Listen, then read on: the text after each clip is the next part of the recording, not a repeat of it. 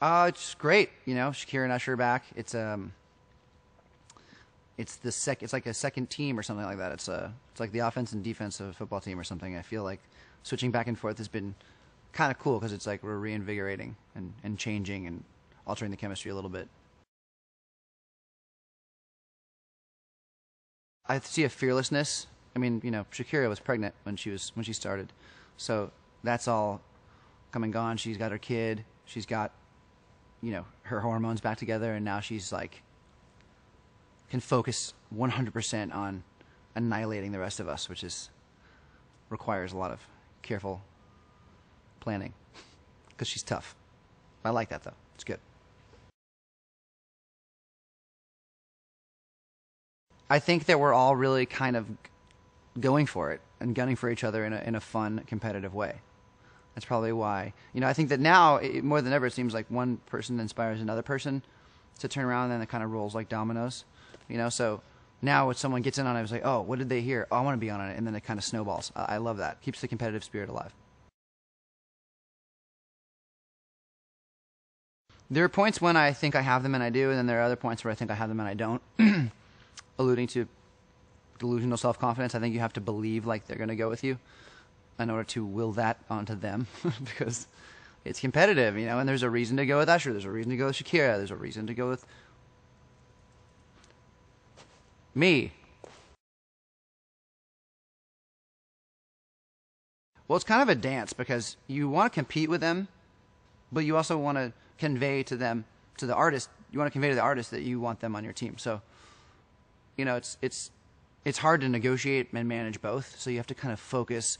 I like to focus on the person, and not focus on myself necessarily, because I don't think that people are particularly I don't think that people are particularly attracted to you kind of talking about all the things that you can do for them, really, or have achieved.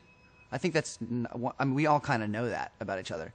I think it's much more compelling to kind of try to prove to them why you want to coach them, because there are some people who are really good coaches, and there's some people who are really good artists, and some people who are really great artists that are really bad coaches. It's like I don't think that it necessarily has much to do with what someone has or hasn't accomplished. It has more to do with what they want to accomplish with the person. And so I think that once you make them realize that, and it's not about the bells and whistles of our careers, there'll be more.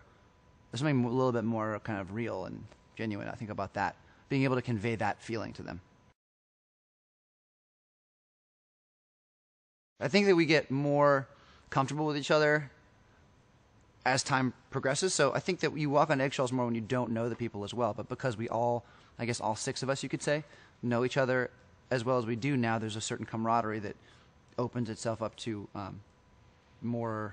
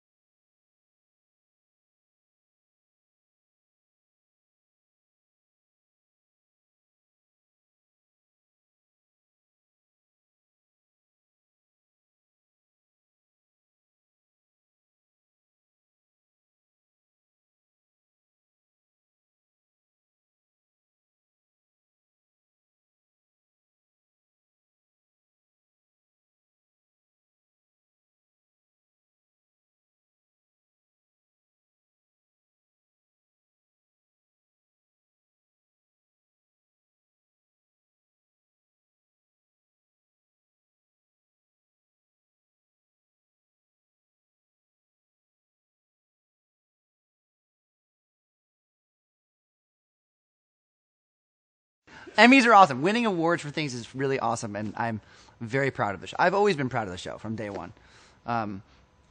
It's just another awesome notch on the show's belt to have won an Emmy, and hopefully we'll continue to win Emmys for a long time. The first season affected my life because a lot of times the funniest thing happens is that you spend your whole life doing things, having these amazing experiences, and you don't necessarily sit back for a second to reflect on them. And The Voice kind of forced that amazing realization, because you find yourself coaching these people, these singers that have these aspirations, and think to yourself, oh my God, you know, I have a wealth of amazing stories that I can tell that can kind of aid in the guidance of somebody who's trying to make it. And you realize not only that it's great to help them, but that you've had this amazing life. And it's weird because most people don't stop to smell the roses and appreciate what they have.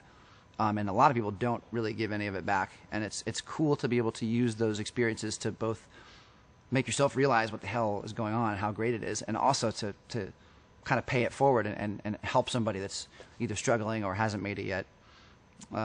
That's how it changed my life. And that's a cool thing that you can never really, you know, get away from with the show, because you're there to help. That's why we're there, to help, to coach.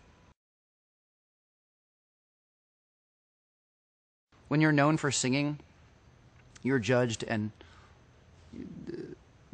everything is measured by your singing. And getting to have a conversation with somebody, or getting to kind of express a certain aspect of your personality, or even who you are as an artist. I think the show has gotten... I've come out of my shell and done a lot of things that I haven't done publicly, like play other instruments, or, I don't know, I have a pretty vast kind of history in the business, and it's nice to be able to share those things with people. People realize that it really creates a nice connection between the audience, the artists, and the people that we're coaching, because we love sharing our experiences, and it's nice to be able to tell those stories. They have their, the other coaches have their standard issue things. I don't like to have my thing. I like to have them say, I'm not sure what his thing is, because it's so frantic and crazy. The minute I have one thing that I fall back on, I'm in trouble, which is why they're all in trouble. Shakira likes to talk about her amazing career and all the things that she's achieved as a lure. She likes to play the girl card. I'm a woman, I need a female perspective. All that, she loves that. She loves those two things. Usher likes to do it with his seduction techniques. Like his shoes are gold and shiny, so it's like Team Usher, and does all this stuff. It kind of makes you feel like maybe he wants to convey that he might want to sleep with everyone that he's trying to lure. He's like, does his stuff. Blake, he uses geography. You ever notice he's like, where are you from? First question he asks, where are you from? Where are you from? And if it's anywhere like within 1,000 miles of Oklahoma, he thinks that means that he can get someone on his team, which is weird, because that's like being like, oh, I'm from LA, like, where are you from? And it's like, Alaska, and you're like, oh my God, that's awesome, because it doesn't make any sense. It makes no sense. Like, he thinks like if you live in the South, that like, oh, like, I got this. Oh, and he uses his Miranda Lambert. He uses a Miranda Lambert and geography. 1 play, 2 play, done. He got nothing. And also like dimples and like I've won the show a lot and all that crap. We're back. Shakira and Usher are back. The Voice is back.